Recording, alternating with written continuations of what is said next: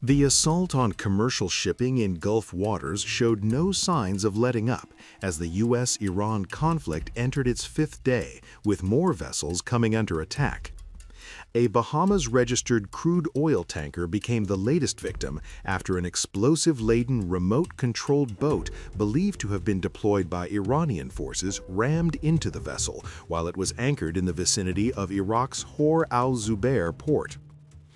In addition, a second tanker anchored off the Kuwaiti coast suffered a massive explosion on its port side, causing the ship to take on water and leak oil into surrounding Gulf waters.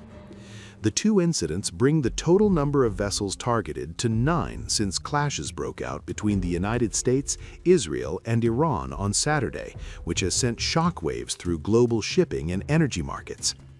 The toll on regional shipping has been severe. Tracking data from the Marine Traffic Platform estimated that roughly 200 vessels, including oil tankers, liquefied natural gas carriers, and cargo ships, remained stranded at anchor in open Gulf waters, unwilling or unable to move. Hundreds more sat waiting outside the Strait of Hormuz, the narrow but critical choke point through which approximately 1/5 of the world's oil and LNG supply passes, unable to reach their destination ports. The disruption to energy flows has had an immediate and sharp impact on commodity markets. Oil prices climbed a further 3% on Thursday alone, extending a rally that has now pushed crude prices more than 14% higher since the conflict began, a staggering rise driven by fears of prolonged supply disruption from one of the world's most energy-critical regions. Reportedly, the targeting of Gulf countries and disruption of energy markets was part of a plan devised by the late Iranian Supreme Leader Ayatollah Ali Khamenei.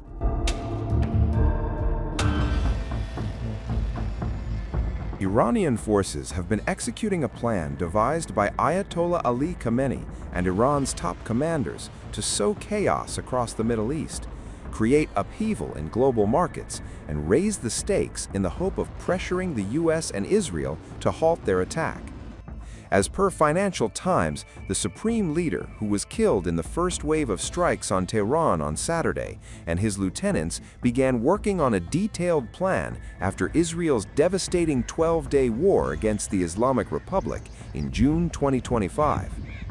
This plan included attacks on energy facilities and strikes that would cause disruptions to air travel in the region.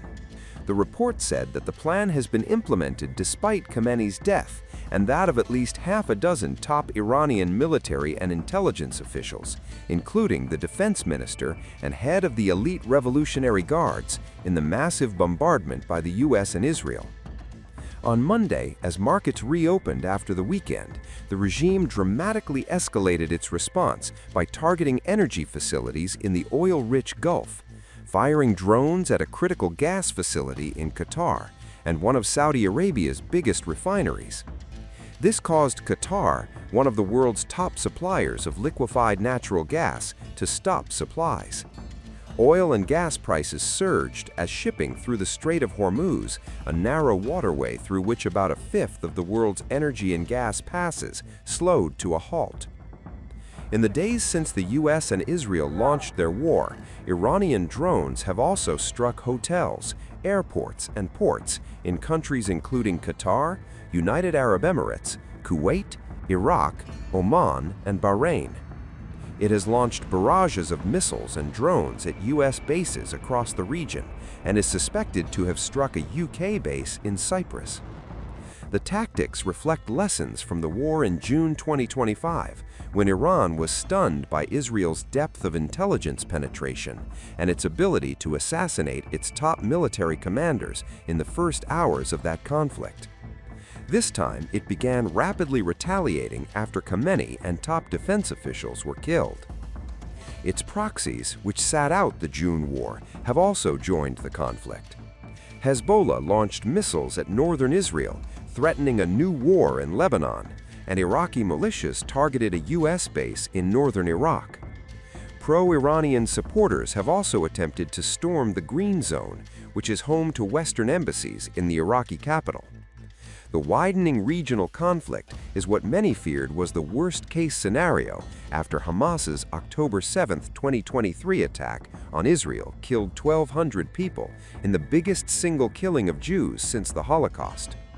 While it triggered waves of conflict in Gaza, Lebanon, Yemen, and between Israel and Iran, the Islamic Republic sought to calibrate its involvement, calculating that keeping the fight away from its shores was the best way to ensure regime survival.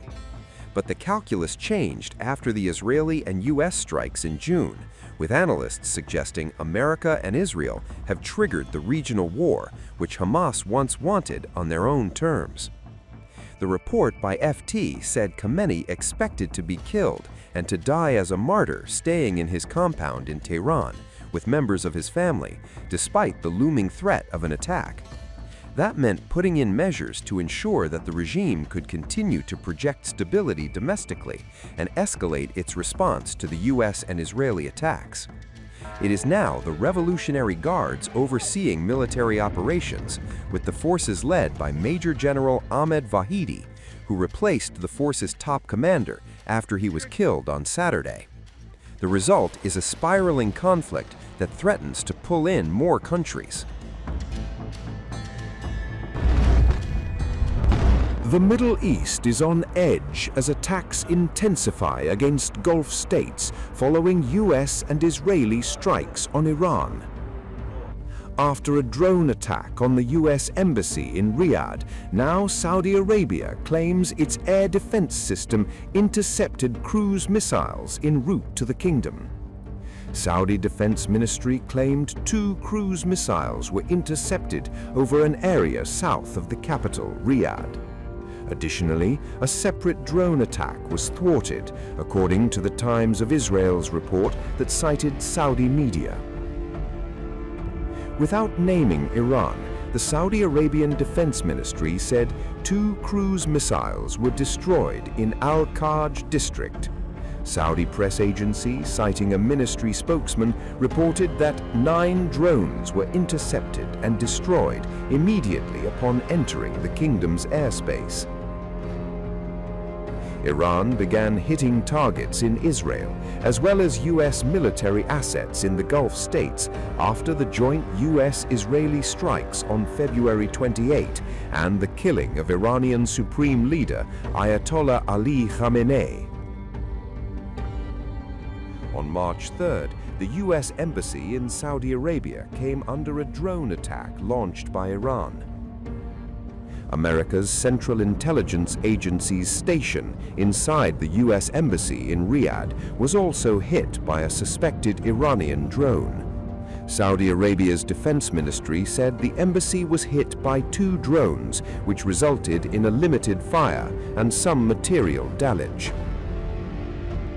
In a sharp escalation, Iran also targeted energy installation in Saudi Arabia. Iranian drone targeted the Ras Tanura refinery, one of the world's largest oil export facilities owned by Saudi Aramco. Saudi Defense Ministry said 2 drones were intercepted over the refinery, but the falling debris caused a fire. Saudi Defense Ministry spokesman Major General Turki al-Malki on Al Arabiya TV said that debris from an intercepted drone caused a limited fire at the facility. Aramco said the refinery was temporarily shut down following the strike. Ras Tanura produces more than 550,000 barrels per day and serves as a critical export terminal due to its location on the Persian Gulf, Reuters reported.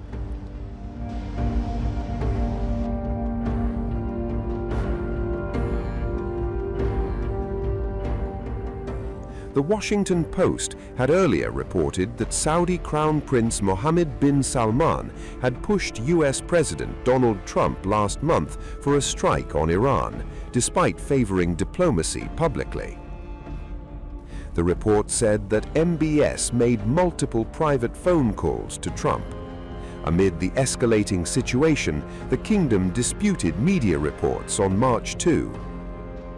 Fahad Nazir, spokesman for the Embassy of Saudi Arabia in Washington, D.C., said in a post on X that the Kingdom of Saudi Arabia has been consistent in supporting diplomatic efforts to reach a credible deal with Iran. At no point in all our communication with the Trump administration did we lobby the president to adopt a different policy. In a brazen escalation, Iran reportedly carried out a drone strike on America's Central Intelligence Agency's CIA station in Saudi Arabia. A source familiar with the matter told Reuters that the CIA facility inside the U.S. Embassy in Riyadh was hit by a suspected Iranian drone. The source further told Reuters that there was no indication the station was the target. The embassy, located in the Saudi capital of Riyadh, is among the U.S. sites hit so far in the conflict. Saudi Arabia's defense ministry said the embassy was hit by 2 drones, which resulted in a limited fire and some material damage. A State Department memo said the strike collapsed part of the roof of the embassy and that embassy personnel should continue to shelter in place, the Washington Post reported. The memo did not mention if any CIA personnel were wounded and declined to comment on the situation.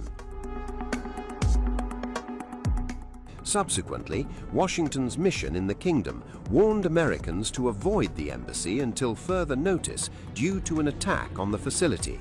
On March 3, the U.S. mission cancelled routine and emergency U.S. citizen services appointments, saying in a security alert that there is a threat of imminent missile and UAV attacks over Tehran. Do not come to the U.S. consulate.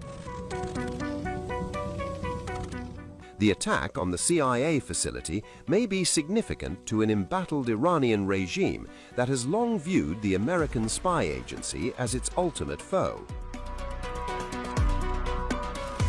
Meanwhile, following the intensified Iranian attack, the Saudi cabinet said in a statement they will take all necessary measures to defend its security and protect its citizens and residents.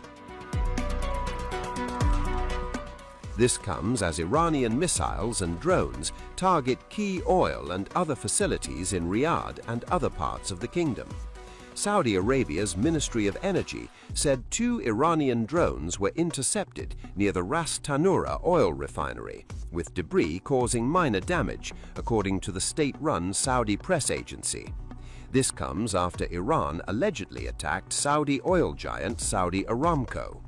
Iran's Tasnim news agency quoted a military source as saying the attack on Aramco was an Israeli false flag operation, as Israel's goal is to distract the minds of regional countries from its crimes in attacking civilian sites in Iran. The drone attack came after the US and Israel launched an attack on Iran early on February 28th. The waves of strikes killed Iran's supreme leader Khamenei and scores of its senior military and political command, civilians including school kids, prompting fierce retaliation by the Islamic Republic. The Iranian forces and IRGC have been ferociously targeting US and Israeli targets in the region, as well as those of Gulf partners. According to the Washington Post, citing the Central Command, Iran has attacked over 1,250 targets since the war began.